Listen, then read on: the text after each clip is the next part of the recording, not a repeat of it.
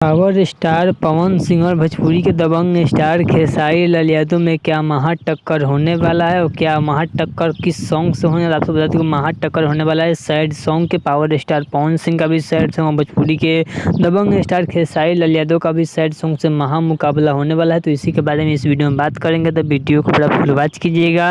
अगर अभी तक आप सब हमारे चैनल को सब्सक्राइब अगर नहीं किए हैं तो प्लीज़ सब्सक्राइब करें, वीडियो को लाइक करें, प्यार से कमेंट करें।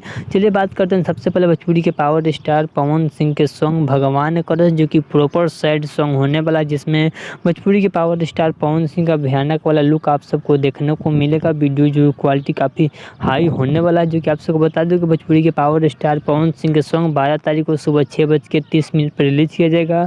मीरा म्यूजिक यूट्यूब चैनल पर। जिस सॉन्ग को लिखा है रोहित सिंह, आप सबको म्यूजिक है प्रियांशु सिंह के सॉन्ग को गाया भोजपुरी के पावर स्टार पवन सिंह। और बता दो आप सबको मीरा म्यूजिक पर रिलीज किया जाएगा 12 तारीख को सुबह 6:30 पे। वहीं पे खेसारी लाल यादव सॉन्ग ना जी अब तोहरा बिना, इस सॉन्ग का भी पोस्टर आ चुका है। लेकिन आपसे बता दूं कि कोई महा मुकाबला नहीं होने वाला है, क्योंकि खेसारी लाल यादव का सॉन्ग कल सुबह ही 7:30 पर रिलीज कर दिया जाएगा खेसारी म्यूजिक वर्ल्ड के यूट्यूब चैनल पर। खेसारी लाल यादव को सॉन्ग को लिखे हैं कृष्णा बेदर्दी, म्यूजिक है आर्या शर्मा का, और उस सॉन्ग को गाया भोजपुरी के दबंग स्टार खेसारी लाल यादव। और आखिर इस सॉन्ग को रिलीज किया जाएगा खेसारी म्यूजिक वर्ल्ड के यूट्यूब चैनल पर सुबह 7:30 पे। तो आप सब कमेंट बॉक्स में बताइएगा कि सबसे बेजोर और सबसे शानदार सैड सॉन्ग किनका होने वाला है, तो आप सब जरूर कमेंट बॉक्स में बताइएगा।